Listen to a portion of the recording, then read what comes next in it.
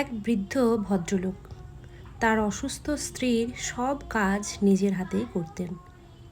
স্ত্রীর জন্য তিনি রান্না করতেন, নিজের হাতে খাইয়েও দিতেন, কাপড় চোপড় ধুয়ে দিতেন, ঘুম পাড়াতেন, পরিষ্কার করাতেন, এমনকি কোথাও গেলে স্ত্রীর হাত ধরে সাথে নিয়ে যেতেন। সারাদিনে এক মুহূর্তের জন্যও স্ত্রীকে চোখের আড়াল করতেন না তিনি। একদিন এক প্রতিবেশী কিছুটা বিরক্ত সহকারেই বৃদ্ধকে জিজ্ঞাসা করলেন, আপনি সারাদিন আপনার স্ত্রীর সাথে থাকেন কেন? আপনার নিজস্ব কোনো ব্যক্তিত্ব নেই? বৃদ্ধ একটি দীর্ঘশ্বাস ছেড়ে বললেন, আমার স্ত্রী একজন আলঝেইমার রোগী।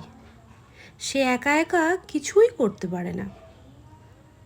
প্রতিবেশী কৌতূহলী হয়ে জানতে চাইলেন, আপনি যদি ওনাকে ছেড়ে চলে যান তাহলে উনি কি খুব কষ্ট পাবেন? জবাবে বৃদ্ধ বললেন, আমার স্ত্রীর স্মৃতি বলে কিছু নেই। আমি কে তাও সে জানে না।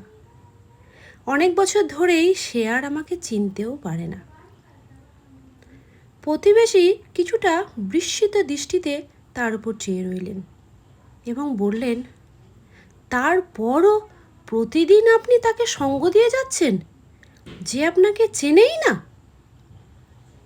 বর্ষিয়ান মানুষটি মৃদু হেসে বললেন, সে জানে না আমি কে, কিন্তু আমি তো জানি সে কে। সে হলো আমার ভালোবাসা।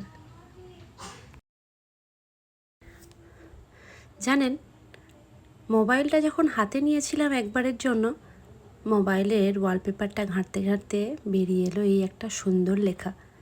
লেখাটা পড়ে আমার বেশ ভালো লেগেছিল এবং কিছুক্ষণের জন্যে আমি অবাকই হয়ে গেছিলাম।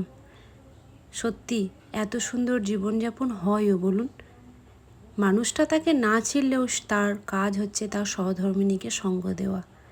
এরকমটা যদি সব সময় সবারই ক্ষেত্রে হতো, সবটাই ভালো হতো না? আপনাদের কি মতামত?